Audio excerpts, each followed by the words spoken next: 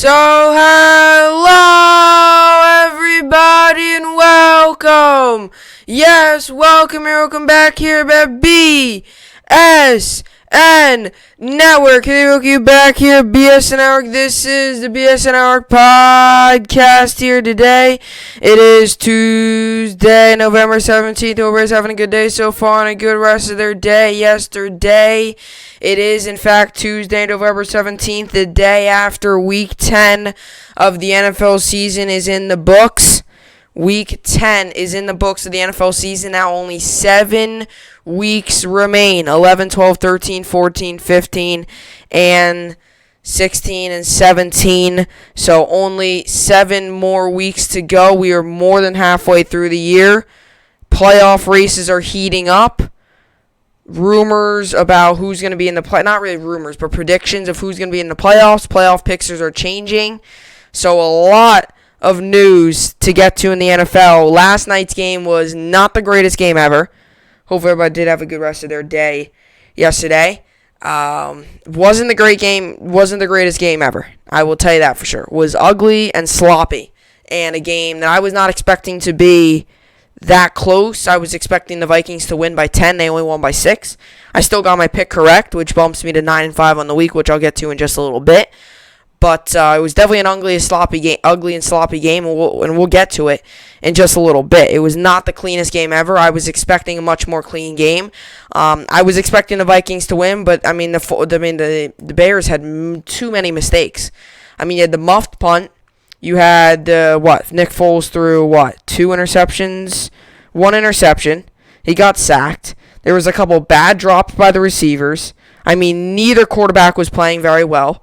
I mean, it was a very difficult game to really watch as you're sitting there and just watching these two teams just hand the ball over to each other. I mean, it really was. You had a fumble. I mean, the amount of turnovers that were in that game yesterday was just mind-boggling to me. So it was definitely an ugly game, but the Vikings did, in fact, win.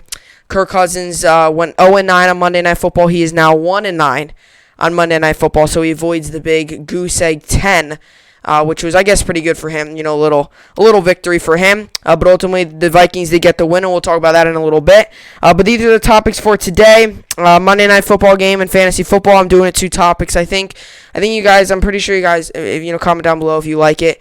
It gives me more room to add in another topic instead of talking about college football and fantasy, or NFL and fantasy. I combine them. So I'm going to talk about NFL, the last night's game, for probably about 15-20 minutes like I always do. Then I'll talk about fantasy for about 15-20 minutes like I always do. That bumps me up to the 30-minute range. Then get about 15-20 minutes. You already know how it is. I'm trying to separate it so I can get even amount of talking time for about each segment. So some segments I know always go over, but I'm trying to get more segments in here. I notice I've talked a lot of football, which is normal for the football season. I mean, during the baseball season, I'm talking a whole lot of baseball. I mean, every single day I'm talking about the Yankees games pretty much. So, and there's not much football. So it's the same thing. So during the baseball season, I'm talking a lot of baseball. During football, I'm talking a lot of football. So there's always time in between there where you can always try to fit some other stuff in. So my second topic today, the NBA free agency. There's been a lot of moves that are going on. The trade window officially opened yesterday at 12 p.m. Eastern Standard Time. You can trade up until I don't know quite when, but tomorrow is the NBA draft. So a lot around the NBA the next day or so here. A lot of free agency news surrounding the Nets, mainly the Nets, and a big name in James Harden. We'll get to that in a little bit. Then we got Knicks. There's some Knicks rumors, Russell Westbrook, some other guys out there. Overall, just what the Knicks could possibly do outside of Westbrook. We'll talk a little about that. Obviously, they're 2 New York basketball teams, so I'll really hone in on them. And then for my final topic, I got college football, and there's a couple MLB, a little bit of MLB news. I'm gonna probably go into more depth into it tomorrow, depending on what the topics are. I know tomorrow I'm going to be doing my NBA mock draft. I'll probably make that later today or before the show tomorrow. I'll do my NBA mock draft, although I kind of already know what my mock draft is going to be.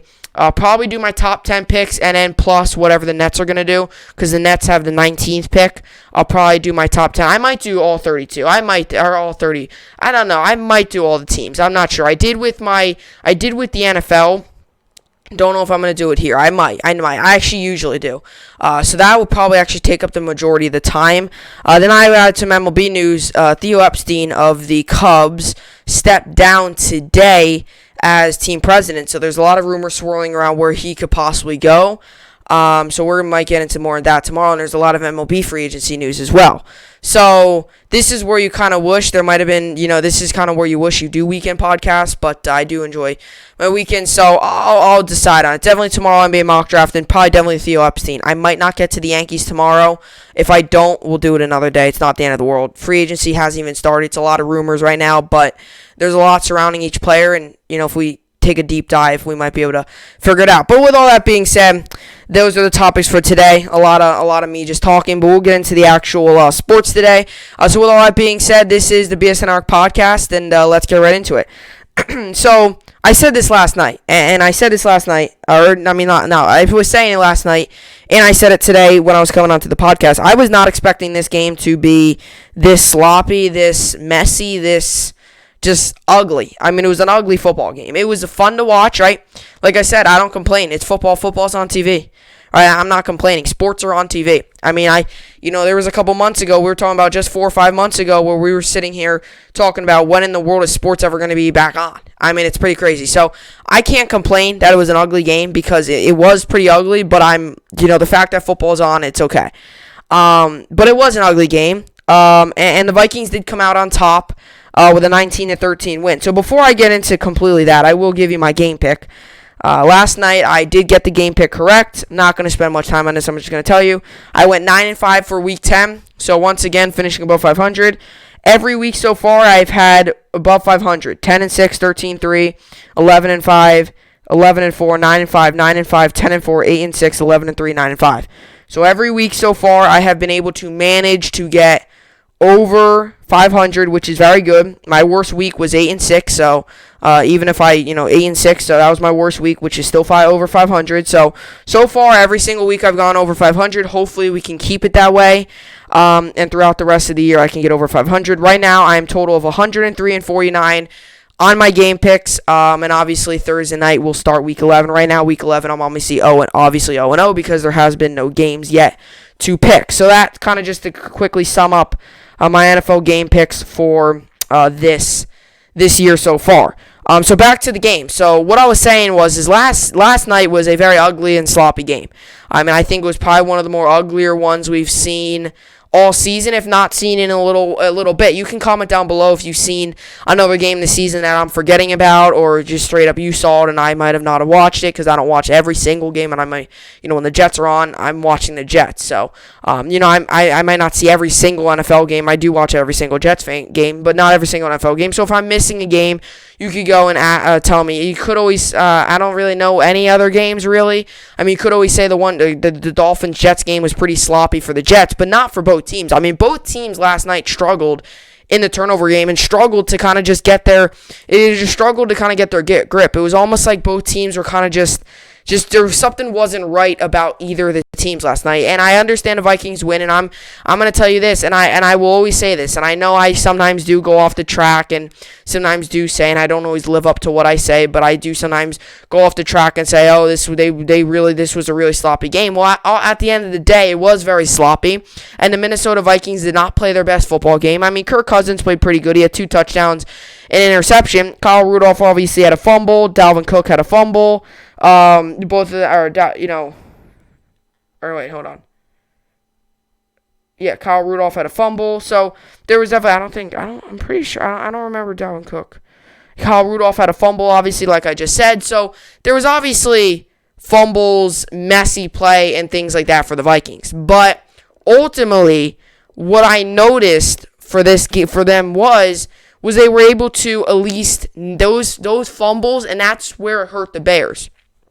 Those fumbles, those interceptions that the Vikings had, those turnovers, period, that they had, those hurt them, but not crazy, because the Bears really weren't able to capitalize on those fumbles. I mean, you saw the one fumble by Kyle Rudolph was the Vikings' first drive. They're driving downfield. They're doing really good, getting the run game going. Kirk Cousins making good throws. Throws a nice throw to Kyle Rudolph just like that. Punches the ball out. It's a fumble. Bears get the ball. Now, the second play after that fumble, Nick Foles throws an interception. That was another bad play, too. It went right through the receiver's hands into Harrison Smith's arms. Harrison Smith gets an interception. Just a very good safety by him and in perfect position by him. So, even though the Vikings had many fumbles and had turnovers, those turnovers didn't, at the end of the day, really cost them because the Bears weren't able to capitalize on those turnovers. You had the fumble, didn't capitalize. The interception, I'm not 100% sure if they capitalized, but there was even a point in that game early on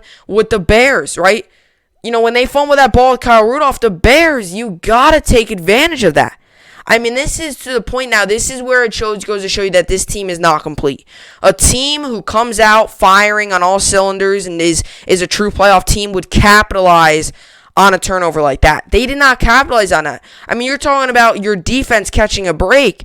I mean, they're driving all the way upfield. They're driving. Their defense looks absolutely lost. I don't even know if their defense was there. Sure enough, you get a punch. You punch the ball out of Kyle Rudolph's hand, who, let me tell you, is one of the better tight ends we've seen in a long time. And this is a guy who does not fumble the ball. I think that's his first time in 100-something games that he has not fumbled the ball. I mean, this is a guy who does not fumble. This is a guy who's a veteran in the league. It's very hard to get him to fumble. It's very hard to get him to do many bad things anyway. He's had a very good career.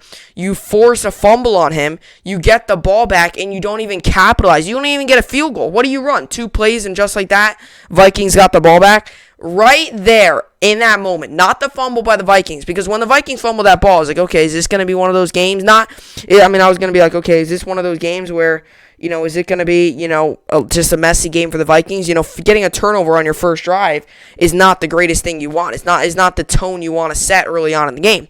So sure enough, the Vikings end up giving the ball back to Bears, and this is what frustrates me if you're a Bears fan. And this is, obviously, I was hoping Al Robinson had a better game, but this is where it's got to be frustrating for Bears fans and Bears players and Bears coaches. And Matt Nagy now, according to many sources close to the Bears, say that he is on the hot seat.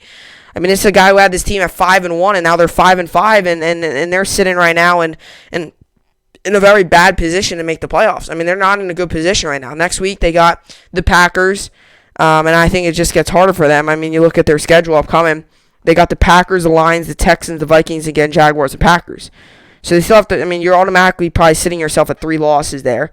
Lions is a winnable game. Texans, who knows? Who knows with the Texans? You might lose to the Texans. I knew they were going to lose that game once they did not capitalize on that turnover. You knew it. You got to capitalize on a turnover like that.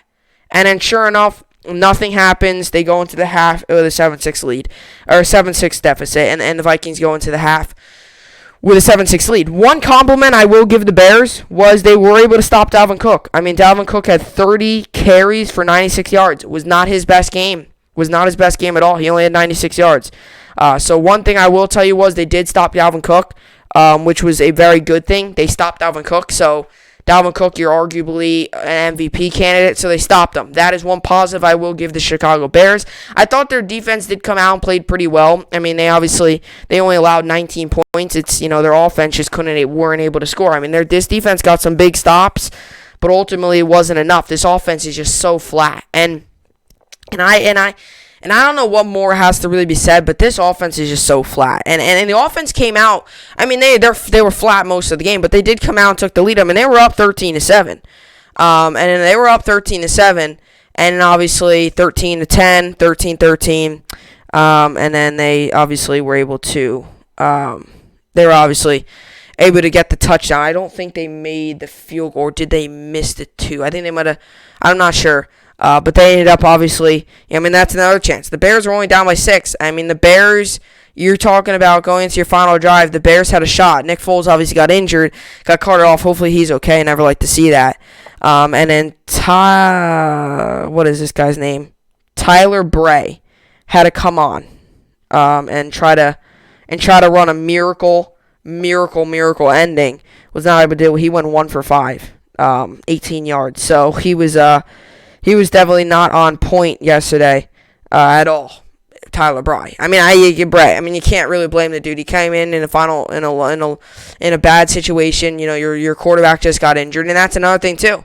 It's a Bears team now that their quarterback got injured. They are going into a bye week, so hopefully they get healthier. But this is a team that's going into a bye week. This is a bad bye week for them. This is a team that's got to turn around quickly. This is a Bears team that has to get things turned around quickly. I'm sure Matt Nagy's sitting there right now with that coaching staff or wherever he is. They've got to get that ship turned in the right direction because you're at a 5-5 record right now. That is not a good position to be in. And with another loss like you did, I mean, it didn't even seem like they were in that game. I mean, I understand they only lost by 6, but their play was just so bad. It was just so bad. I mean, you got to limit the turnovers. And they limited the big play by the Vikings. Now, let me tell you, Adam Thielen, that was probably one of the best catches I've seen all year. I still think DeAndre Hopkins was one of the best catches I've seen in my entire life. I mean, that play was just insane. But he did make a very good play, Adam Thielen, and it's just this is a Bears team that's got to fix things, and they do. And this Vikings team right now, they're in the complete opposite. Their Vikings team right now is the complete opposite. Their Vikings team right now is in a very good situation. Is in a very, very good situation right now because it is in a very good situation right now because you want to see their upcoming schedule. This is how easy their upcoming schedule is. Ready? Listen. You're talking about all these games winnable, maybe except 2. Cowboys, Panthers, Jaguars, Buccaneers, Bears, Saints, and Lions. Okay, let's run through it. Cowboys is probably a win. Panthers a win. Jaguars a win. That will sit you at 7-5. Buccaneers is a toss-up. If their offense is playing good, they're good. Let's just say 7-6 because more likely they'll probably go on underdogs. Bears is a win, 8-6. They probably finish the season 10-6, 9-7, which would probably get them in the wild card, especially with this third wild card, especially with this new wild card spot. So they probably will get into the wild card. They would really have to mess up, though. This is a Vikings team that's turning the ship. I mean, this was a team, too. I mean, the Bears right now are doing the opposite. Bears ship was going in the right direction. Vikings was going in the wrong. And all of a sudden, the Bears ship is now turning around. Up, they're back on course. And obviously the Bears ship right now is going, and slowly it's sinking. It's sinking. The Vikings was sinking. Now they found a way to get back up onto the water, and they're driving now. So it's going to be an interesting way to see. And I said this from the start. I did not believe in this Bears team. I did not think they were legit. They were a 5-1 team. I just did not think they were that good to be 5-1. I think they were a bad 5-1. And now it is finally showing. My point is finally showing how this Bears team is not a true playoff team. And they've got a tough schedule coming up. And they've got a very good chance of possibly finishing out the year 6-10, 7-9. Because they may have 1 or 2 games possibly on that list of games that are winnable. And that's generous, kind of. The Lions, they might lose there. I mean, you never know. You never know what's going to happen with the Lions. You never know. And same thing with the Jaguars will probably win. So they might only get 1 more win. I mean, that's how bad it might get for the Bears. So this is a team that's got to get the ship in the right direction. Let's go through some of the numbers. Kirk Cousins went 25 of 36, 292 yards, 11 was his average. 2 touchdowns, 1 interception, a sack. His rating was 100.7. Dalvin Cook had 30 carries for 96 yards, and 3.2 was his average. 14 was his long. Justin Jefferson had a big game. He had 8 catches, 10 targets, 135 yards. Rudolph, 4 catches, 5 targets, 63 yards. Thielen, 4 catches, 7 targets, 43 yards, and 2 touchdowns. Cook also had 4 catches and 4 targets for 16 yards. Kind of just some of the offensive stuff for the Bears. Nick Foles went 15 of 26, 106 yards, 7.1 was his average.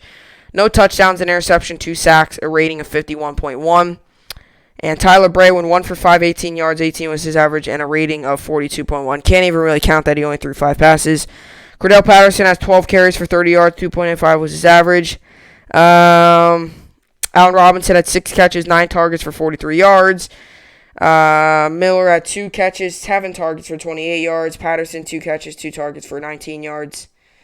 What really hurt the Bears in this game was that muff pump for Dwayne Harris. And they've had problems already this year twice, I think. They had a kicker early on in the year that was just absolutely struggling. And then you go out there and you can't even catch the punt. And that's where you know you don't even deserve to win the game, when you can't catch the punt. I mean, it's just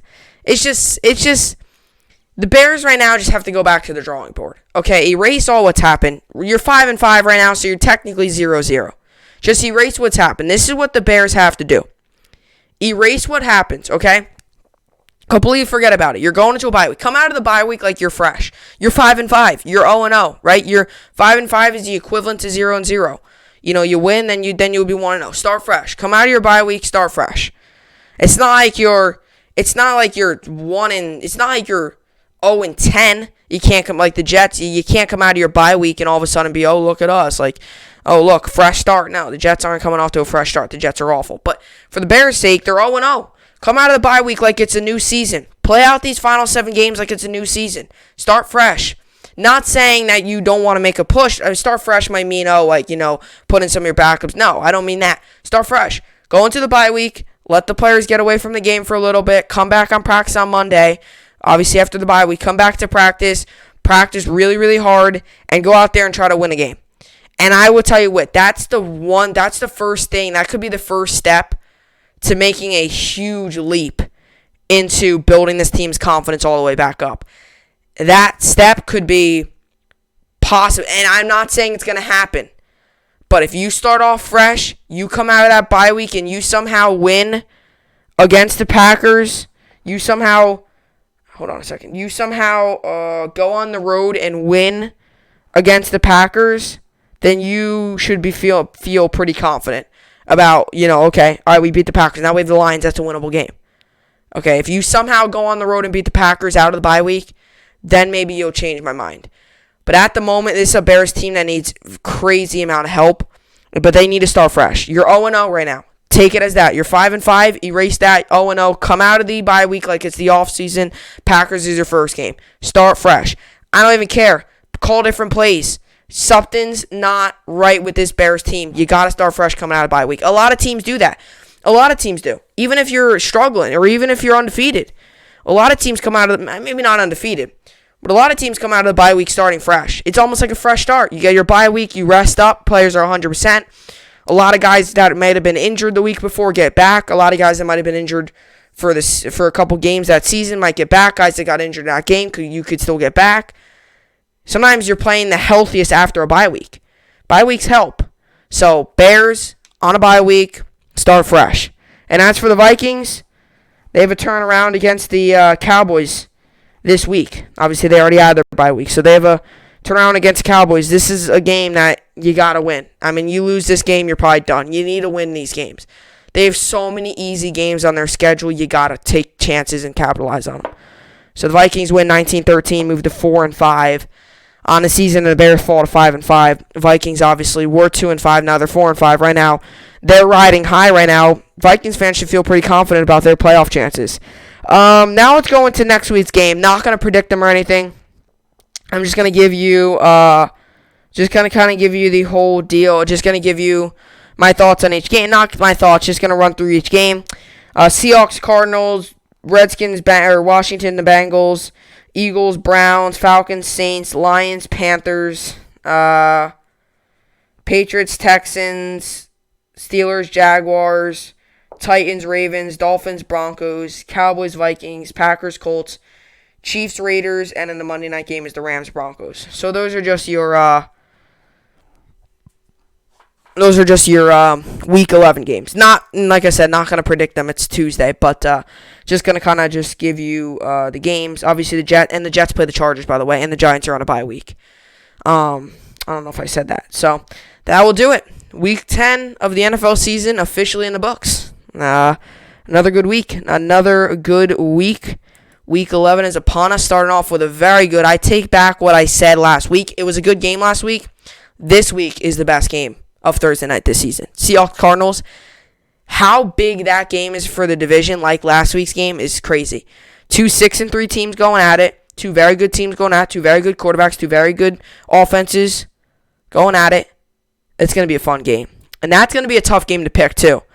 Do I take the slumping Seahawks, who are the favorites, or do I take the riding high Cardinals, who are coming off of a big win? Now, you got to sit here and think to yourself, though. A lot of times, teams who are coming off of big wins on a short week sometimes struggle. They can't get over that big win. Everyone's still talking about it. Everyone's, did you hear about this? And sometimes you lose. Not that I'm going to say that they're going to lose, but you just got to watch out. Especially that team has a lot of young players. You saw what happened with the Vikings, right? Remember the Vikings Minneapolis Miracle? Or the Minnesota Miracle, whatever? That play got them to the NFC Championship game, but that play very well costed them the NFC Championship game too. Not going to sit here and really say that they costed them, but it hurt them because the whole week everyone's talking about, oh, this play. So much outside noise, so much noise with the players being like, oh, this play. You couldn't get focused on the game. That's what's happening to the Cardinals. So much outside noise about this catch. Can they really hone in on focus this game? Should be interesting. But I do think it's going to be a good game. Don't know who I'm picking yet. I mean, I have a good idea of who I'm going to pick. But still got to look at some of the numbers and stuff. So, with all that being said, Week 10 is, in fact, in the books. Another good week of football. Got over my Jets bye week. I can't stand when the Jets have a bye week. I say this all the time. I don't like when my sports teams, whether that's Yankees, have a day off. I don't like when the Nets have a day off. I don't like when the Rangers have a day off. I don't like when the Jets have a bye week. Okay? Just don't like it. I would rather watch my team play every single day. But it should be interesting. Should be another good week of football ahead of us. So anyway, so now we move on to some fantasy football stuff. Like I said, this is combined with this topic. This is not the next topic. Next topic we'll talk about a little bit about NBA free agency. So we now have some fantasy football news. Not really news, but kind of just some stuff. Last week I lost in both leagues. 93-86 and 90 or 127-100. So I lost in both leagues. Just big losses in both leagues. I'm 5-5 now. Playoff chances got really slim in that league. In this league I'm 4-6. Playoff chances are still intact. I'm actually in the playoffs right now. So this is my team I'm rocking with right now for this week. I got Aaron Rodgers, Ezekiel Elliott, Chris Carson, Devontae Adams, Juju Smith-Schuster, Rob Gronkowski, Todd Gurley, Eagles defense, Daniel Carlson, and my bench is DJ Moore, David Johnson IR, Allen Robinson, Robert Woods, Matt Ryan, David Johnson, and then George Kittle on the IR. I did make a move today, and I'm still probably going to make a move. George Kittle, I think I'm dropping and putting David Johnson on my IR instead. And then I dropped Giovanni Bernard earlier today. So that was one of my moves. Picked him up for a week. Did nothing. Dropped him. My pending moves, I made a waiver claim. Don't know if I'm going to get it. Don't know what it's going to happen. I'm dropping the Eagles defense and adding the Browns defense. So that's the plan with that. That's my waiver claim for the week. They're quick questionable. This one, you got to actually keep your eye out. This is not one of these things where I could sit here and say, oh, you could wait. It's still Thursday's game. It's not, or it's still Sunday. This is actually a thing. I mean, you could still wait. You could wait till 8:19 p.m. Eastern Standard Time on Thursday night to make this move. But just keep your eyes out, especially for this, because this game isn't on Sunday. I know some people do their lineup right away, and then they don't touch it until Sunday or whatever. So just keep your eye out. Chris Carson is still questionable. He's obviously been out for the past 3 weeks with an ankle or with a foot injury. Out against San Francisco, out against Buffalo, out against the Rams. So he's been out the past 3 weeks with a foot injury. He's still questionable. But at the moment, this is what we have, the most recent news. Carson foot is listed as a non-participant on Monday's estimated injury report. Curtis Crabtree of Sports Radio 950 KJR Seattle reports. So that's the estimated. So that doesn't mean that he's not going to practice, because last week Allen Robinson was on the out as an estimated, and he did in fact practice. So you can't go ahead and say that he ain't going to practice. But just if he doesn't practice, he's not going to play. It's a short week. Actually, the short week, the Thursday night game's actually against Chris Carson. If this was a full week for him to get healthy, he'll probably in. But at the moment, it's going to be tough for him because it's a short week. You got, especially, are they on the road? No, they're home because they already played Arizona. So they're home. So luckily they're home. Home does help. If you're on the road, you got to travel Wednesday. They don't got to travel Wednesday. So they still can have practice. They'll probably have practice tomorrow. And then Wednesday they'll probably have a walkthrough. So really, the real true test will probably be what we see on Tuesday. Because if he's out Tuesday, I don't imagine them throwing him in a walkthrough, him doing decent, and just say, oh, go in the game. I don't imagine that. So the big tell will be Tuesday. But at the moment, the estimated practice report shows him that he is out. Or he's questionable at the moment, but it shows that he will not practice. So just keep your eye out on that. If he doesn't practice, you got some backup plans. I've got Duke Johnson. Well, that might change. I I've got Gurley, actually. I might put in a receiver then instead. I'm going to try to avoid putting in Duke Johnson the best I can. And yeah, kind of just that kind of stuff. And by the way, more than likely a move I will probably be making later on today or later on this week will be the George Kittle. I'll probably drop Kittle, bring in David Johnson. Kittle more than likely won't be back this season, so for me to drop him, it just makes more sense. As a matter of fact, I'm just going to move David Johnson to my IR. And okay, I'm more than likely going to drop Kittle. I'm going to put David Johnson on my IR. Yeah, so anyway, so just keep that kind of stuff intact. I'm going to drop George Kittle more than likely, but I'm still kind of thinking out the whole logistic stuff. So, and by the way, I'm picking up Browns defense. I just like it. They're playing against the Browns are playing against the Eagles this week. Eagles really struggled last week. Browns looked good last week against a pretty good offense and a very good quarterback in Deshaun Watson. So, I'm going to put them in like what I saw, so I'll put them in again this week. And they're playing the Eagles too, who I really thought looked bad last week. So now I move on to some my other league news. My other league I lost as well. Another frustrating week in fantasy overall. My other league I have Deshaun Watson, James Robinson, Antonio Gibson, Tyreek Hill, Mike Evans, Keenan Allen, Hunter Henry, A.J. Brown, Eagles defense, and Daniel Carlson. And my bench is Kenyon Drake, Rams defense, Clyde Edwards-Helaire, Chris Godwin, Joe Burrow, and Chase Edmonds. Now, I have not made any waiver claims yet. I know I'm benching Helaire. I'm still kind of deciding on what I'm going to do with him, if I'm going to play him or not. He obviously had 9 points a week against Carolina. He's had some consistent weeks. I don't know, because I like Gibson. I like Gibson against a bad Cincinnati's defense, and I like Robinson against Pittsburgh. Even though it is Pittsburgh defense, they ran the ball with him a ton, and he had a good game against a pretty good Green Bay defense. And he's played well against some good defenses this year already.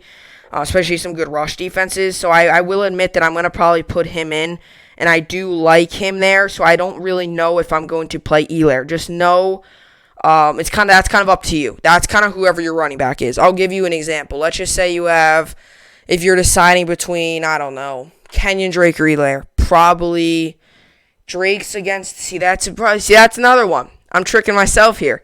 Drake's against a bad Seattle defense. Or do you take Helaire against the Raiders, sorry. So, it's kind of just looking at the matchups. Look at the matchups, right? Kind of just go through the numbers, see who you best. At the moment, if you're going to go by, I know a lot of people, I don't personally go by projections. I do. I mean, I'm not, meaning like this. If a player's got projected 15 and this player's projected 9, I still might put in the guy that's projected 9 because I might know a lot more about him. I might know he has had better weeks in a row. Sometimes projections are lying. I mean, most of the time projections lie because most of the time, if they say he's projected to get 11 points or something like that, usually he's going to get over that. Usually. For example, Tyreek Hill a week ago was projected to get 10. He got 21. Or 2 weeks ago was projected to get like 12. He got 21. Same thing. Last week he was projected to get 10. He got 23. Then he was on a bye week, obviously, but still. So, obviously, you got to watch out there, because there is obviously, there's opportunities there for you to, really see what is going on. Keenan Allen, I've really liked how he's played. He's going against the Jets. I would recommend starting any Chargers player you got because they're going against the Jets. Mike Evans is going against the Rams on Monday night. That's kind of just the gist there. Watson against New England, I'm still believing Watson. I mean, Burrow's got Washington, which isn't a great defense either. I guess both are okay. I would personally start Watson. He's had a pretty good year. He had struggled last week, but I believe hopefully he could turn it around. In my other league, watch out for Chris Carson and Elliott. By the way, Elliott, that's not confirmed. I have Elliott in at the moment. It's Tuesday. I changed a lot of stuff from now and then, so Elliott in is not confirmed. But just watch out for him, okay? Elliott is right now, but is not confirmed. So just watch out and see what happens with him. Chris Carson's obviously questionable. Adams is obviously in. I am starting Schuster this week. He's had back-to-back very good weeks against the Cowboys' bad defense, against the Jaguars' bad defense, And he's playing against Jacksonville, bad defense. And I'm assuming he's going to have another good week. So I'm going to go ahead and venture to say that I'm going to put him in, and hopefully he does well there. Yeah, kind of just that, guys, to kind of add for that stuff. That's kind of the gist of my fantasy team. That's kind of what I'm doing this week. It's kind of my deal. If, in fact, Chris Carson does not play, I will have to make a decision at flex. Gurley will move into my running back 2, and flex will either be Robert Woods or DJ Moore. I'm going to try to avoid putting in Duke Johnson the best I can. Not that he's just not good. He's had a bad week. I don't trust him. So, try to avoid putting in a backup running back the best I can, although he is starting. But yeah, so depending on what happens with that waiver claim, that's my team. If the waiver claim goes through, it will be Browns defense instead. So with all that being said, that's kind of the gist of my fantasy team. Coming up next, we got some NBA free agency news. A lot of NBA free agency news coming up next.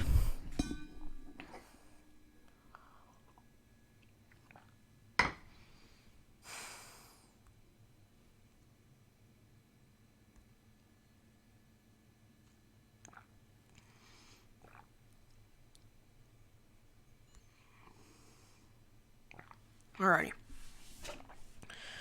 So let's just get this up here.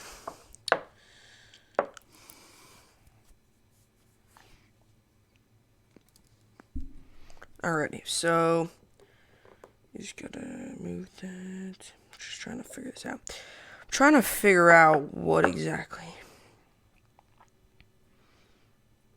Alrighty, so we're actually going to do. I don't know. Okay, we're going to actually do this. Hold on a second. So we're going to do this. Okay, so there's been a lot of, I don't know if you've heard of it. I don't know if you heard about it, if you've seen it. It's been over ESPN, SportsCenter, many major sports places. Let me see here. Let me try to see. Let me see. I'm going to NBA. Actually, I should just go directly to the Nets and get my news there. Okay, this is perfect. This is exactly what I wanted. The NBA trade tracker. Okay. I found this article earlier, but I was not able to find it again. So this is exactly what I wanted. And I'm going to read a little bit of James Harden stats. It's kind of going to be a lot of NBA stuff. It's not going to be directly Nets or Knicks. It's going to be a lot of NBA stuff. I'll probably talk more about the Nets just because that's my favorite team and I'm going to talk about them. And I'll talk about some other NBA trades. So, if you do not know, NBA free agency and NBA kind of trades have opened up officially yesterday at 12 p.m. Eastern Standard Time. The first trade of the 2020 NBA offseason, or whatever you want to call it, because it's kind of a short offseason. But the 2020 NBA offseason was Dennis Schroeder going to the Los Angeles Lakers. That happened Sunday morning, I think, right before the games. I remember it because I was watching the Fox pregame show. So, I remember getting the update while I was watching that show. So, obviously, that kind of started off. Now, that got confirmed, I think. I'm pretty sure it got confirmed. I'm pretty sure Dennis Schroeder's a Laker. But yeah, so that was kind of the first trade to kick everything off. Now, you knew trades were going to start to really heat up. Yesterday was a pretty quiet day for trades, I would say, outside of Chris Paul to the Suns, which I guess was a pretty big trade. But today, and then Bruce Brown Jr. to the Nets. Today we got our first real trade, though.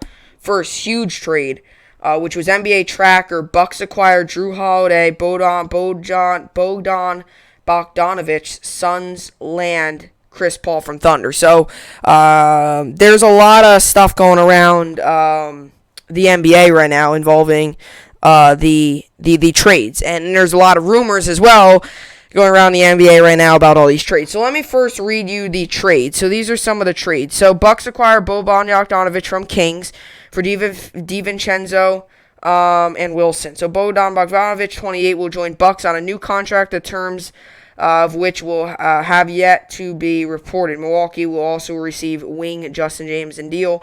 With the move, okay, so Bucks acquire Holiday from the Pelicans for Bledsoe. Hill, 3 first-round picks.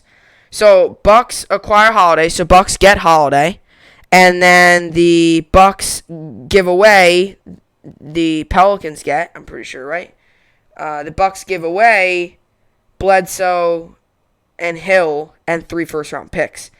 So Bucks acquire Holiday from Pelicans for Bledsoe, Hill, 3 first-round picks. So they give around 3 first-round picks for Drew Holiday. So that's a lot. And they, geez. So they're getting a lot. So it is one interesting. But Drew Holiday is a very good defender, and I could see where this deal came from. Because Drew Holiday is probably, and it even said right here, is probably one of the best defenders in all of the league. And I think we can all agree on that. I was actually expecting the Nets to possibly get him, just because the Nets obviously have 2 ball-dominant, 2 good offensive players in KD and Kyrie, and it'll be really good to complement that with a very good defender, a guy who can still score, but is also his strength is definitely defending, which I was expecting to happen, but that was not the deal there. So, and another trade was Trailblazers acquire, coming in from Rockets for Ariza, 2 first-round picks. Suns acquire Paul from Thunder for Oubre, Rubio, Jerome, and Lucro. Lakers to trade Green for 2020 first-round pick to Thunder for Schroeder. Pistons sending Brown to Nets for Musa, 2021 second-round pick. So that's kind of just the deals that have gone by so far. Obviously, we'll be tracking it all throughout. But so far, there hasn't been any major deals with the Brooklyn Nets. Now, rumors have been swirling. Many rumors have been going around about James Harden, one of the league's best shooters, one of the league's best players, coming to the Brooklyn Nets to team up with Kevin Durant, Kyrie Irving, and then obviously James Harden himself. So, if that in fact happens, a lot of people are saying that the Nets are an automatic lock for the NBA championship, which I could see where you're coming from. Now, I have mixed emotions on this move, and I'll get into it here right now. I have mixed emotions on these rumors. Now, is this going to happen? I don't know. It's a rumor, but it seems like it's going to happen. There's been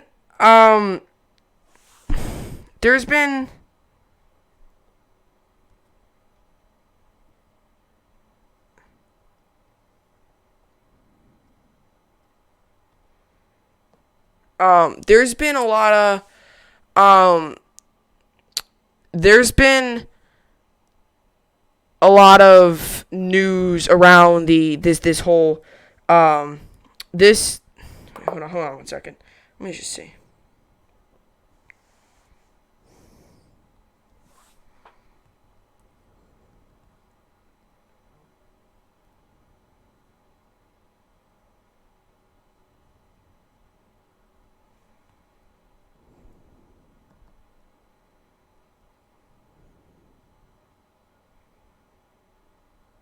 Hold on 1 second. Okay. My article went away. So back to my point with James Harden. So there's been a lot of rumors, some serious rumors. You know, it's to kind of just talk sports. So there's been a lot of kind of rumors going around, and there's the difference between a rumor. You have your rumors of, oh, this player could go here. Oh, some people say this player wants to go here. And then there's rumors where you're straight up hearing straight from the player, straight from the team, that he wants to leave and join another team. And those are the rumors we are hearing with James Harden wanting to come to the Brooklyn Nets. And we got news yesterday. This was not a rumor. This was news.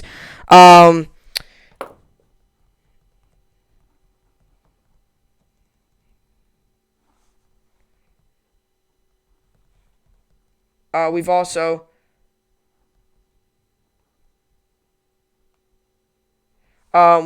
heard about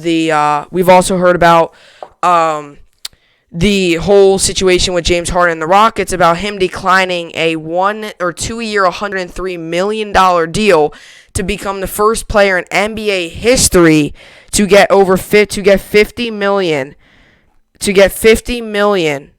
a year. So obviously, it is really crazy. It was really crazy, and obviously, I heard that he declined it, and he told the Rockets GM, told the Rockets front office, told the Rockets organization, he doesn't want to stay with the Bucks, or not the Bucks, sorry. He does not want to stay with the Rockets. He wants to come and try to win a championship with what a lot of people think is, in the Brooklyn Nets, is a championship contender, a serious championship contender.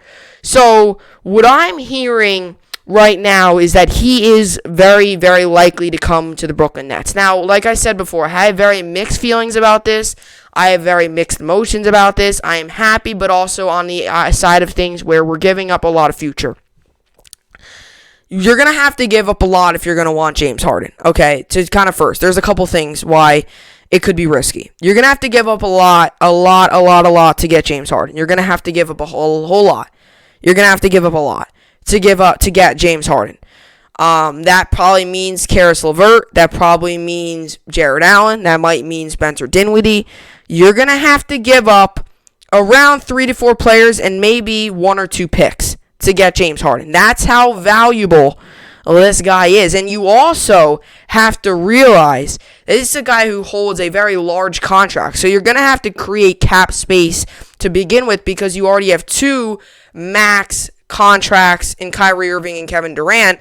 Adding another max contract in James Harden will make your cap space really low. So the Nets would be completely going all in on winning every team's ultimate goal of a championship. And KD has said, or James Harden has said multiple times, he wants to win championship. He has not been able to do it yet with the Rockets. A lot of people thought he would. He didn't. The Russell Westbrook and James Harden marriage for a year never really worked. I said that wasn't going to work. It never did. And to be honest, it would never work. So I think him and the Rockets really never worked either. So he wants to come to the Nets and work. Now, here's the thing. Okay, here's a positive. You have arguably the 3 top 10 players in the NBA right now. Kevin Durant, Kyrie Irving, and James Harden. You have arguably 3 top 10 players in your starting 5. You know how scary that is to opposing teams? That's very scary. Here's another positive. Just hearing the names, James Harden, Kevin Durant, Kyrie Irving, make you excited to watch. Even if you're not a basketball fan, you would be excited to watch that team. Here are some negatives. You would have to give up, like I just said, you would have to give up a lot of your future you would have to give up a whole lot of your future to get Harden. And there's a point there where you're sitting there and thinking, do you want to give up a ton of your future for the now and then possibly a couple years from now be again? Or do you want to keep your future, maybe now be pretty good, maybe not win a complete title, might take a year or 2. What do you want to do? I still think the Nets are title contenders without Harden. Another negative from this could be is that there's 3 ball-dominant players. If you don't know what a ball-dominant player means, it means guys who like to have the ball, guys who like to do a lot of things with the ball, guys who like to shoot a lot, guys who like to score a lot. You have that in Kevin Durant, you have that in Kyrie Irving, and you have that in James Harden. 3 ball-dominant players, there might not even be enough ball for everyone.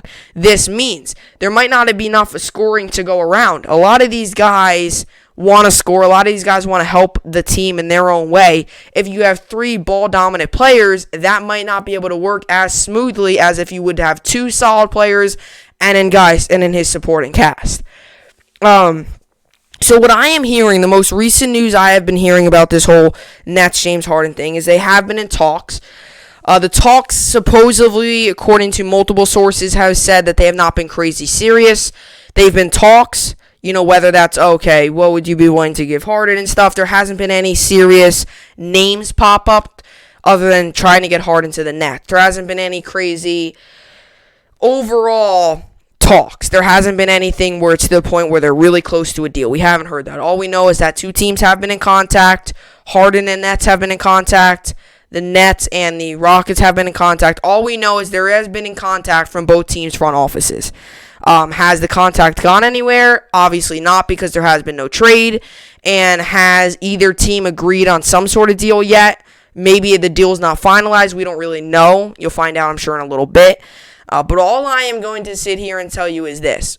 keep an eye out for the next couple of days, because I'm assuming if this deal is going to get done, it's going to get done sooner rather than later. I don't think this is going to be a deal that's going to wait another week and then happen. I think this is a deal that's going to happen. It's going to happen sooner rather than later. This would be one of the biggest deals of the entire offseason. And I think a lot of people think if Harden comes to the Nets, you're almost a lock to win the championship. So there's a lot of news around that. And as for the Knicks, there's been a couple news. Knicks were rumored to get Chris Paul. He's now in the Suns. They're also rumored to get Russell Westbrook. He's still out there.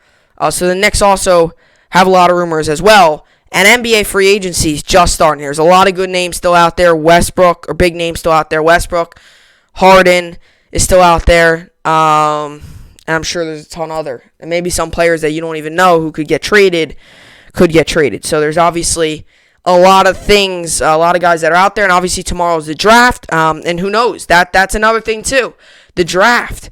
Maybe some of these teams are waiting to trade during the draft.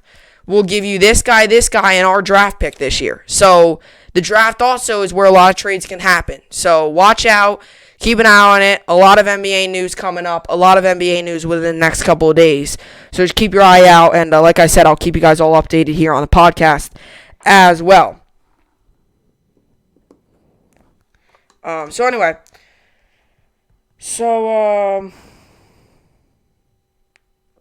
Let's move on to...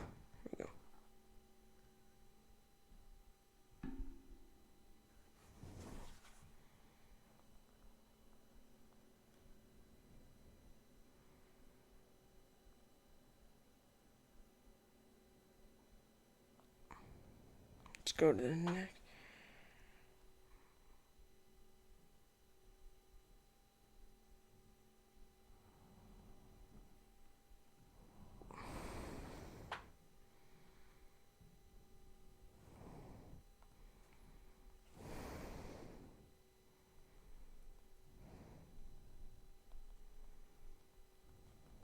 Okay, let's get this up. Okay. Let's go. Okay, perfect. All right, so we got some college football games on today. Some small games. I'll predict them anyway. Some small games on today. We got Buffalo, Bowling Green. I'll give Buffalo the win. Akron, Kent State. Give Kent State the win. Ball State, Northern Illinois will give Ball State the win. And that's tomorrow. Sorry. So Buffalo, Bowling Green, I give Buffalo the win. Kent State, Akron, I give Kent State the win. So there's two games on today. One on at 7 p.m. Eastern Standard Time on CBS Sports Network, and the other one's on 8 p.m. Eastern Standard Time at ESPN.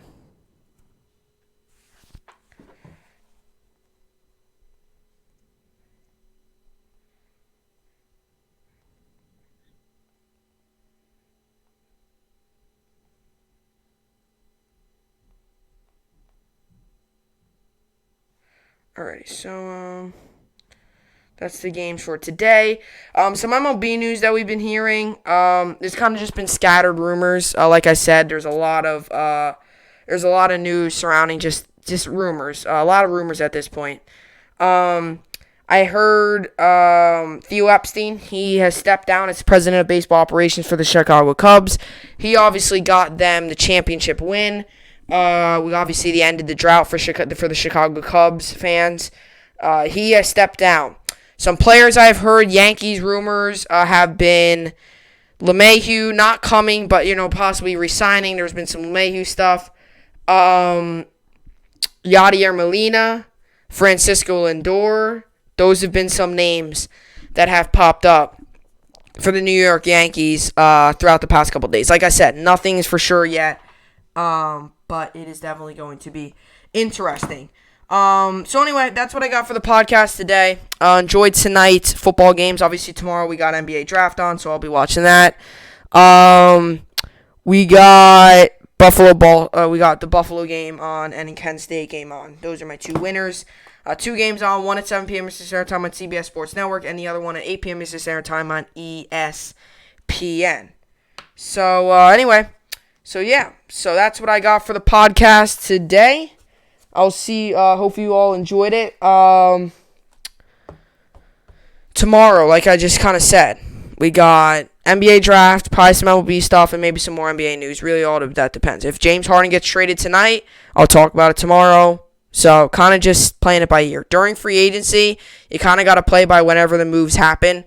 You can't predict that this move is going to happen and put it down as a topic and it never happened.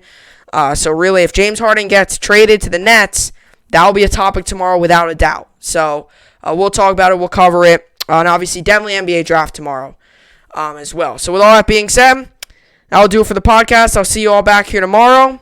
Hope you enjoyed it, and thanks for watching.